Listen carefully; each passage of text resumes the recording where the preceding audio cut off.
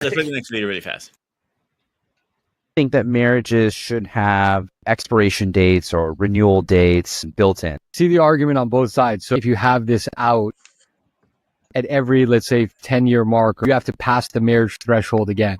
So I think in that sense, it would lead to fewer divorces because either you'll ride out your 10-year relationship, or if you're continuing, it's because you choose to. So I think it would be healthier in terms of like the actual dynamics of the relationship as a society that's going to break down the, sanctity of marriage, or at least the institution of marriage, the importance of it. And don't think you could have it, even though it is a cool idea and makes sense conceptually. You could build this shit into a prenup if you wanted to. I think there should just be an immense cost to divorce. I think a lot of people would just take that out if there's no consequences. In your worst moments, it's those fucking consequences that force you to just stay locked in.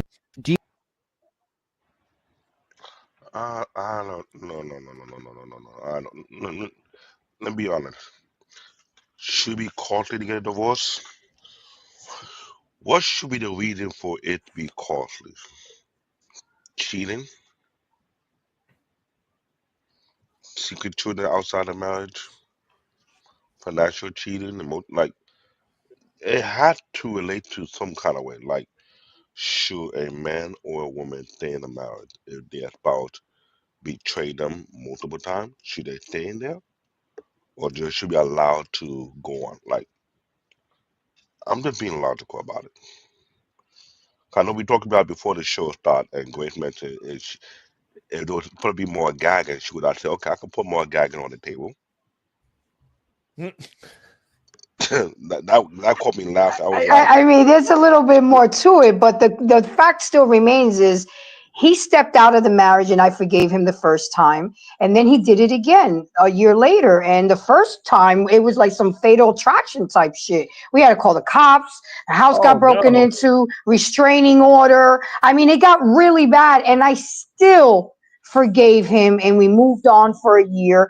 But the thing is that once it happens once, and I mean, a lot of my friends and family said, don't forgive him. Once a cheater, always a cheater. He's going to do it again. But I believe that everybody deserves a second chance. You got to give people an opportunity to rectify their mistakes. But when he did it the second time, that immediately at that moment, when I found out, he was asked to leave. And he's been gone since October 14, 2017.